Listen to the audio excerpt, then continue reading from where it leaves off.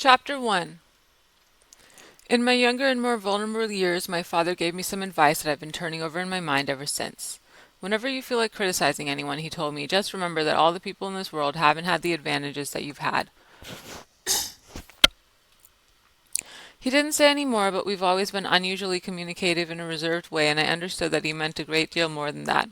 In consequence, I'm inclined to reserve all judgments, a habit that's opened up many curious natures to me, and also made me the victim of not a few veteran bores. The abnormal mind is quick to detect and attach itself to this quality when it appears in a normal person, and so it came about in that college I was just unjustly accused of being politician because I was privy to the secret griefs of wild unknown men. Most of the confidences were unsought. Frequently I feigned sleep, preoccupation, or a hostile levity, when I realized by some unmistakable sign that an intimate revelation was quivering on the horizon for the intimate revelations of young men, or at least the terms in which they express them are usually plagiaristic and marred by obvious suppressions. Reserving judgments is a matter of infinite hope. I am still a little afraid of missing something if I forget that, as my father snobbishly suggested, and I snobbishly repeat, a sense of the fundamental decencies is parceled out unequally at birth. And after boasting this way of my tolerance, I come to the admission that it has a limit. Conduct may be founded on the hard rock on the wet marshes, but after a certain point I don't care what it's founded on. When I came back from the East last autumn, I felt that I wanted the world to be in uniform and at a sort of moral attention forever. I wanted no more riotous excursions with privileged glimpses into the human heart. Only Gatsby, the man who gives his name to this book, was exempt from my reaction. Gatsby, who represented everything for which I have an unaffected scorn. If personality is an unbroken series of successful gestures, then there was something gorgeous about him, some heightened sensitivity to the promises of life, as if he were related to one of those intricate machines that register earthquakes 10,000 miles away. This responsiveness had nothing to do with that flabby impressionability which is dignified under the name of the creative temperament. It was an extraordinary gift for hope, a romantic readiness such that I have never found in any other person and which is not likely I shall ever find again. No, Gatsby turned out all right in the end. It's what preyed on Gatsby, what foul dust floated in the wake of his dreams, that temporarily closed out my interest in the abortive sorrows and short-winded elations of men. My family have been prominent, well-to-do people in this middle western city for 3 generations. The Carraways are something of a clan, and we have a tradition that we're descended from the Dukes of Buccleuch, but the actual founder of my line was my grandfather's brother, who came here in '51, sent a substitute to the Civil War, and started the wholesale hardware business that my father carries on today. I never saw this great uncle, but I'm supposed to look like him, with special reference to the rather hard-boiled painting that hangs in father's office. I graduated from New Haven in 1915, just a quarter of a century after my father, and a little later I participated in that delayed Teutonic migration known as the Great War. I enjoyed the counter raids so thoroughly that I came back restless. Instead of being the warm center of the world, the Middle West now seemed like the ragged edge of the universe, so I decided to go east and learn the bond business. Everybody I knew was in the bond business, so I supposed it could support one more single man. All my aunts and uncles talked it over as if they were choosing a prep school for me, and finally said, "Why, yes," with very grave, hesitant faces. Father agreed to finance me for a year, and after various delays I came east, permanently I thought, in the spring of '22. The practical thing was to find rooms in the city, but it was a warm season, and I had just left a country of wide lawns and friendly trees. So when a young man at the office suggested that we take a house together in the commuting town, it sounded like a great idea. He found the house a weather-beaten cardboard bungalow at $80 a month, but the last minute the firm ordered him to Washington, and I went out to the country alone. I had a dog, at least I had him for a few days until he ran away, and an old Dodge and a Finnish woman, who made my bed and cooked breakfast and muttered Finnish wisdom to herself over the electric stove. It was lonely for a day or so until one morning some man more recently arrived than I stopped me on the road. "How do you get to West Egg Village?" he asked helplessly. I told him, and as I walked on I was lonely no longer. I was a guide, a pathfinder, an original settler. He had casually conferred on me the freedom of the neighborhood. And so with the sunshine and the great bursts of leaves growing on the trees, just as things grow in fast movies, I had that familiar conviction that life was beginning over again with summer. There was so much to read, for one thing, and so much fine health to be pulled down out of the young, breath-giving air. I bought a dozen volumes on banking and credit and investment securities, and they stood on my shelf in red and gold like new money from the mint, promising to unfold the shining secrets that only Midas and Morgan and Maecenas knew. and I had the high intention of reading many other books besides. I was rather literary in college. One year I wrote a series of very solemn and obvious editorials for the Yale News, and now I was going to bring back all such things to my life and become again that most limited of all specialists, the well-rounded man. This isn't just an epigram. Life is much more successfully looked at from a single window after all. It was a matter of chance that I should have rented a house in one of the strangest communities in North America. It was on that slender, riotous island which extends itself due east of New York, and where there are, among other natural curiosities, two unusual formations of land. 20 miles from the city, a pair of enormous eggs, identical in contour and separated only by a courtesy bay, jut out into the most domesticated body of salt water in the western hemisphere, the great wet barnyard of Long Island Sound. They are not perfect ovals like the egg in the Columbus story. They are both crushed flat at the contact end, but their physical resemblance must be a source of perpetual confusion to the gulls that fly overhead. To the wingless, a more arresting phenomenon is their dissimilarity in every particular except shape and size.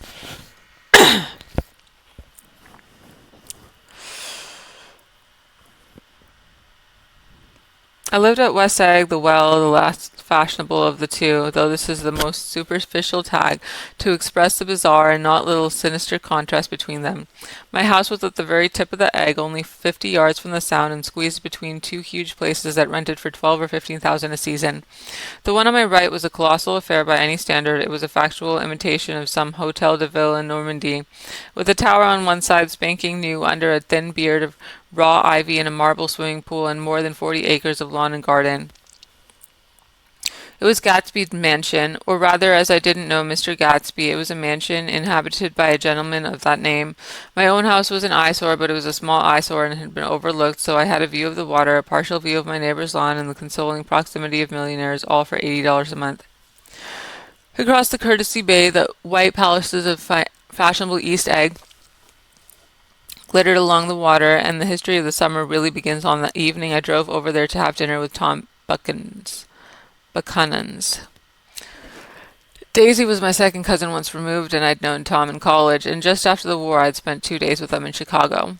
Her husband, among various physical accomplishments, had been one of the most powerful ends that ever played football at New Haven. National figure in a way, one of those men who reached such an acute, limited excellence at 21 that everything afterward savors of anticlimax. His family was enormously wealthy. Even in college, his freedom with money was a matter for reproach, but now he'd left Chicago and come east in a fashion that rather took your breath away. For instance, he'd brought down a string of polo ponies from Lake Forest. It was hard to realize that a man in my own generation was wealthy enough to do that. Why they came east, I don't know. They had spent a year in France for no particular reason, and then drifted here and there unrestfully wherever people played polo and were rich together. This was a permanent move, said Daisy over the telephone, but I didn't believe it. I had no sight into Daisy's heart, but I felt that Tom would drift on forever, seeking a little wistfully for the dramatic turbulence of some irrecoverable football game. And so it happened that on a warm, windy evening I drove over to East Eggs to see two old friends whom I scarcely knew at all. Their house was even more elaborate than I expected, a cheerful red and white Georgian colonial mansion overlooking the bay. The lawn started at the beach and ran toward the front door for a quarter of a mile, jumping over sundials and brick walks and burning gardens. Finally, when it reached the house, drifting up the side in bright vines, as though from the momentum of its run. The front was broken by a line of French windows, glowing now with reflected gold and wide open to the warm, windy afternoon, and Tom Buchanan, in riding clothes, was standing with his legs apart on the front porch.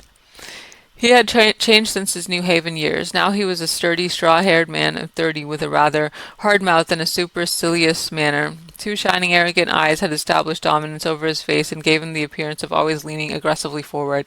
Not even the effeminate swank of his riding clothes could hide the enormous power of that body. He seemed to fill those glistening boots until he strained the top lacing, and you could see a great pack of muscle shifting when his shoulder moved under his thin coat. It was a body capable of enormous leverage, a cruel body. His speaking voice, a gruff, husky tenor, added to the impression of fractiousness he conveyed. There was a touch of paternal contempt in it, even toward people he liked, and there was a man at New Haven who hated his guts. Now, don't think my opinion on these matters is final, he seemed to say, just because I'm stronger and more of a man than you are.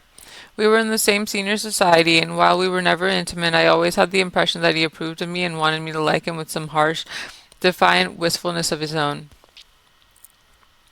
We talked for a few minutes on the sunny porch. "I've got a nice place here," he said, eyes flashing about restlessly. Turning me around by one arm, he moved a broad, flat hand along the front vista, including in its sweep, a sunken Italian garden, a half-acre of deep, pungent roses, and a snub-nosed motorboat that bumped the tide offshore. It belonged to Domain, the oilman. He turned me around again, politely and abruptly. "We'll go inside." We walked through a high hallway into bright, rosy-colored space, fragilely bound into the house by French windows at either end.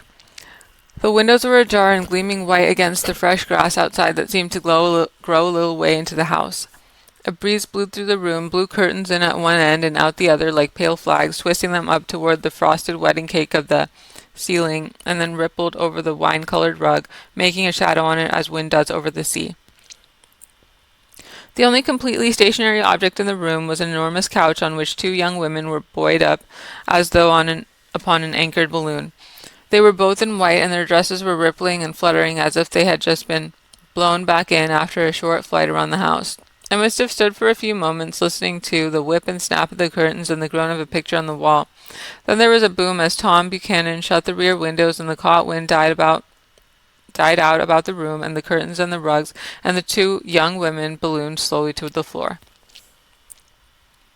The younger of the two was a stranger to me. She was extended full length at her end of the divan, completely motionless and with her chin raised a little as if she were balancing something on it which was quite likely to fall. If she saw me out of the corner of her eyes, she gave no hint of it. Indeed, I was almost surprised into murmuring an apology for having disturbed her by coming in. The other girl, Daisy, made an attempt to rise. She leaned forward slightly with a conscientious expression.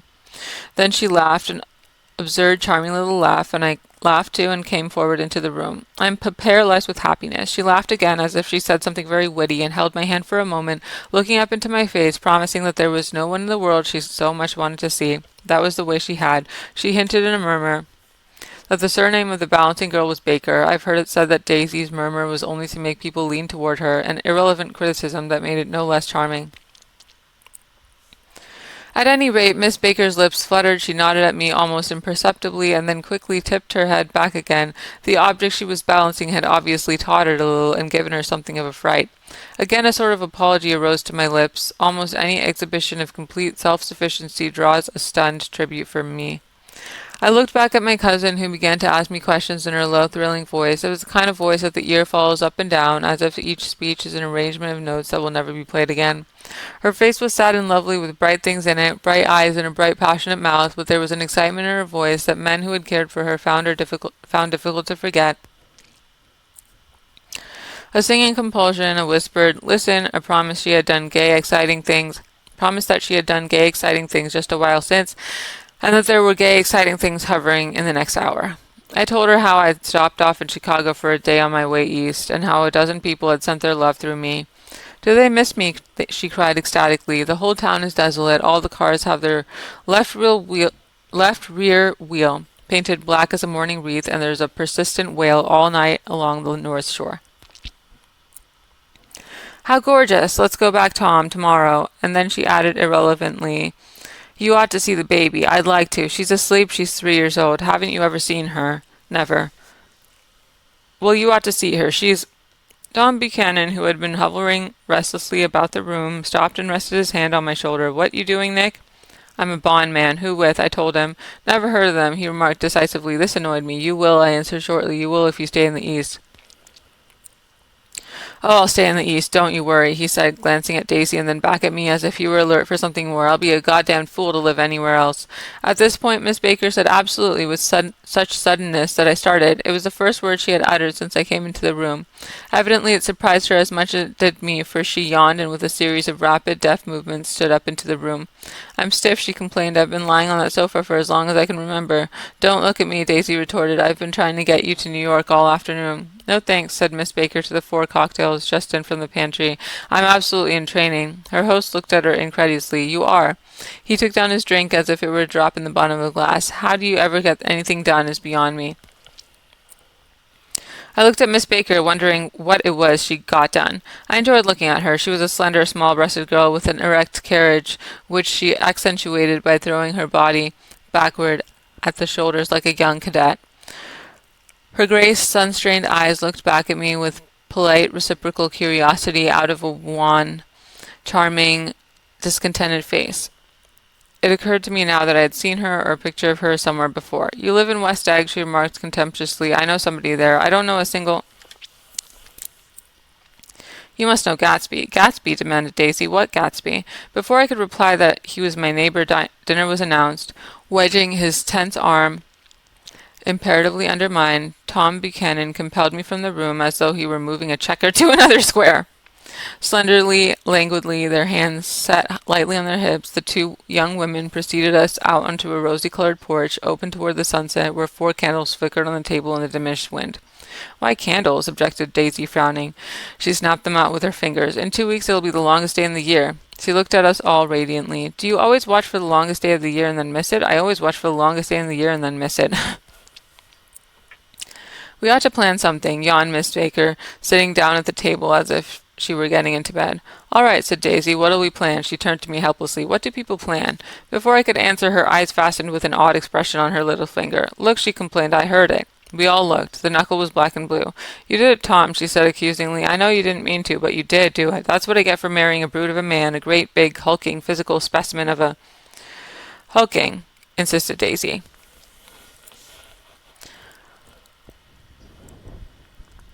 Sometimes she and Miss Baker talked at once, unobtrusively and with a bantering inconsequence that was never quite chatter, that was as cool as their white dresses and their impersonal eyes and the absence of all desire. They were here, and they accepted Tom and me, making only a polite, pleasant effort to entertain or to be entertained. They knew that presently dinner would be over, and a little later in the evening, too, would be over and casually put away.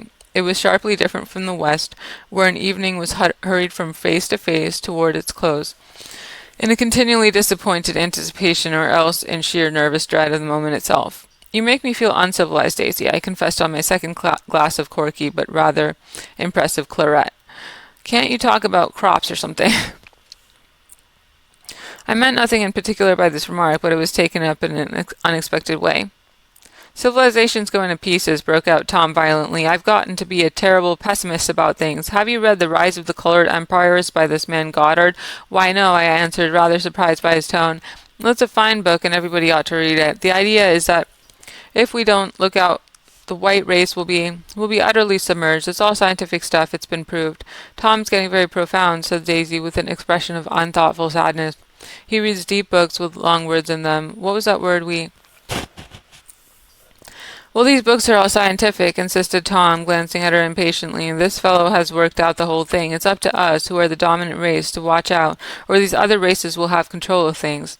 We've got to beat them down," whispered Daisy, winking ferociously toward the fervent sun.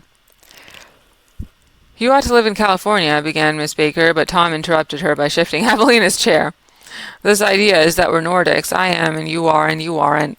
After an infinitesimal hesitation, he included Daisy with a slight nod, and she winked at me again. "And we've produced all the things that go to make civilization, science and art and all that. Do you see?"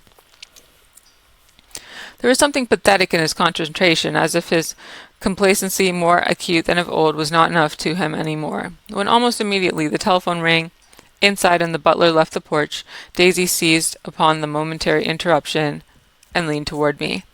"I'll tell you a family secret," she whispered enthusiastically. "It's about the butler's nose. Do you want to hear about the butler's nose? That's why I came over tonight. Well, he wasn't always a butler. He used to be the silver polisher for some people in New York that had a silver service for 200 people. He had to polish it from morning till night, until finally it began to affect his nose." "Things went from bad to worse," suggested Miss Baker. "Yes, went from bad to worse, until finally he had to give up his position." For a moment the last sunshine fell with romantic affection upon her glowing face. Her voice compelled me forward breathlessly as I listened, then the glow faded, each light deserting her with lingering regret, like children leaving a pleasant street at dusk. The butler came back and murmured something close to Tom's ear, whereupon Tom frowned, pushed back his chair, and without a word went inside. As if his absence quickened something within her, Daisy leaned forward again, her voice glowing and singing. I love to see you at my table, Nick. You remind me of a rose, an absolute rose, doesn't he? She turned to Miss Baker for confirmation. An absolute rose? This was untrue. I am not even faintly like a rose. She was only extemporizing, but a stirring warmth flowed from her, as if her heart was trying to come out to you concealed in one of those breathless, thrilling words. Then suddenly she threw her napkin on the table and excused herself and went into the house. Miss Baker and I exchanged a short glance, consciously devoid of meaning. I was about to speak when she sat up alertly and said shh in a warning voice. A subdued, impassioned murmur was audible in the room beyond, and Miss Baker leaned forward unashamed, trying to hear. The murmur trembled on the verge of coherence, sank down, mounted excitedly, and then ceased altogether. "This Mr. Gatsby you spoke of is my neighbor," I said. "Don't talk. I want to hear what happens." "Is something happening?" I inquired instantly. "You mean to say you don't know?" said Miss Baker, honestly surprised. "I thought everybody knew." "I don't." "Why," she said hesitantly, "Tom's got some woman in New York." "Got some woman," I repeated blankly. Miss Baker nodded. "She might have the decency not to telephone him at dinner time, don't you think?" Almost before I had grasped her meaning, there was the flutter of a dress and the crunch of leather boots, and Tom and Daisy were back at the table. "It couldn't be helped," cried Daisy with tense gaiety. She sat down, glanced searchingly at Miss Baker and then at me, and continued, "I looked outdoors for a minute, and it's very romantic outdoors. There's a bird on the lawn that I think must be a nightingale come over on the Cunard, or White Star Line. He's singing away." Her voice sang. "It's romantic, isn't it, Tom? Very romantic," he said, and then miserably to me, "If it's light enough after dinner, I want to take you down to the stables." The telephone rang inside startlingly, as Daisy shook her head decisively at Tom, the subject of the stables, in fact all subjects, vanished into air, among the broken fragments of the last 5 minutes at table. I remember the candles being lit again pointlessly, and I was conscious of wanting to look squarely at every one and yet to avoid all eyes. I couldn't guess what Daisy and Tom were thinking, but I doubt if even Miss Baker, who seemed to have mastered a certain hearty skepticism, was able utterly to put this fifth guest's shrill, metallic urgency out of mind. To a certain temperament, the situation might have seemed intriguing. My own instinct was to telephone immediately for the police. The horses, needless to say, were not mentioned again. Tom and Miss Baker, with several feet of twilight between them, strolled back to the library as if to a vigil beside a perfectly tangible body. While trying to look pleasantly interested in Little Deaf, I followed Daisy around a chain of connecting verandas to the porch in front. In its deep gloom, we sat down side by side on a wicker settee. Daisy took her face in her hands as if feeling its lovely shape, and her eyes moved gradually out into the velvet dusk. I saw that turbulent emotions possessed her, so I asked what I thought would be some sedative questions about her little girl. "We don't know each other very well, Nick," she said suddenly, "even if we are cousins. You didn't come to my wedding. I wasn't back from the war." "That's true," she hesitated. "Well, I've had a very bad time, Nick, and I'm pretty cynical about everything." Evidently she had reason to be. I waited, but she didn't say any more, and after a moment I returned rather feebly to the subject of her daughter. "I suppose she talks and eats and everything." "Oh, yes." She looked at me absently. "Listen, Nick, let me tell you what I said when she was born. Would you like to hear? Very much. It'll show you how I've gotten to feel about things. Well, she was less than an hour old, and Tom was God knows where. I woke up out of the ether with an utterly abandoned feeling, and asked the nurse right away if it was a boy or girl. She told me it was a girl, so I turned my head away and wept. 'All right,' I said, 'I'm glad it's a girl, and I hope she'll be a fool. That's the best thing a girl can be in this world, a beautiful little fool.' You see, I think everything's terrible anyhow," she went on in a convinced way. "Everybody thinks so, the most advanced people. And I know. I've been everywhere and seen everything and done everything." Her eyes flashed around her in a defiant way, rather like Tom's, and she laughed with a thrilling scorn. "Sophisticated. God, I'm sophisticated."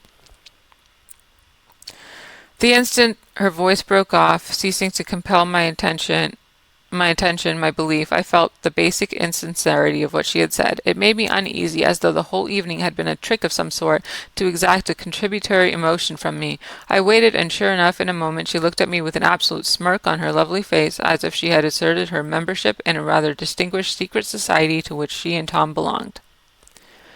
Inside, the crimson room bloomed with light. Tom and Miss Baker sat at either end of the long couch, and she read aloud to him from the Saturday Evening Post, the words murmurous and uninflected, running together in a soothing tone. The lamplight, bright on its boots and dull on the autumn leaf yellow of her hair, glinted along the paper as she turned a page with a flutter of slender muscles in her arms.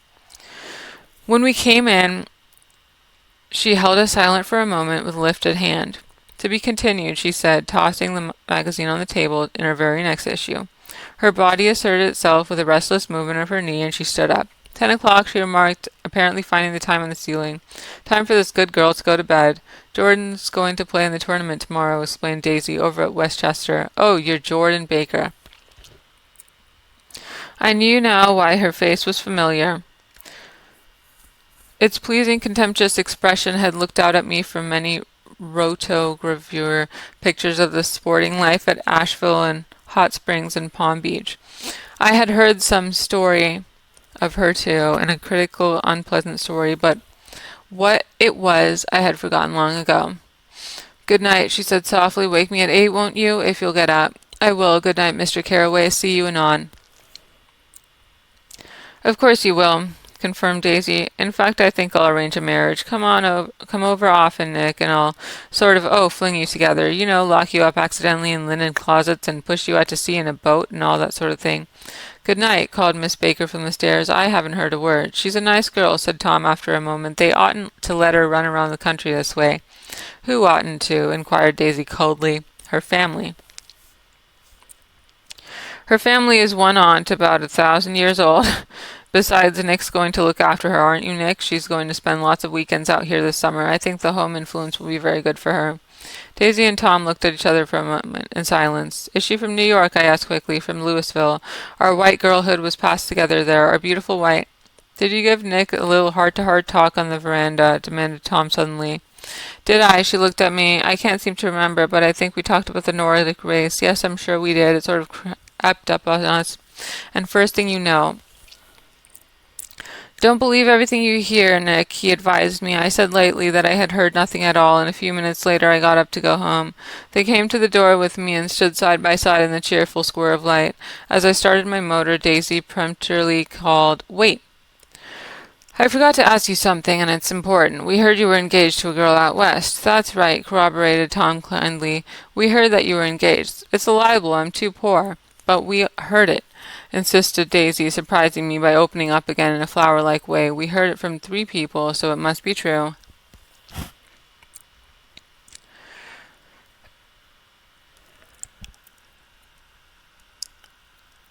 Of course I knew what they were referring to, but I wasn't even vaguely engaged. The fact the gossips had published the banns was one of the reasons I had come east. You can't stop going with an old friend on account of rumors, and on the other hand I had no intention of being rumored into marriage. Their interest rather touched me and made them less remotely rich. Nevertheless, I was confused and a little disgusted as I drove away. It seemed to me that the thing for Daisy to do was rush out of the house, child in arms, but apparently there were no such intentions in her head. As for Tom, the fact that he had some woman in New York was really less surprising than he had been depressed by a book. Something was making him nibble at the edge of stale ideas, as if his sturdy physical egotism no longer nourished his peremptory heart. Already it was deep summer on roadhouse roofs and in front of wayside garages, where new red gas pumps sat out in pools of light, and when I reached my estate at West Egg, I ran the car under its shed and sat for a while on an abandoned grass roller in the yard. The wind had blown off, leaving a loud, bright night with wings beating in the trees and a persistent organ sound as the full bellows of the earth blew the frogs full of life. The silhouette of a moving cat wavered across the moonlight, and turning my head to watch it, I saw that I was not alone.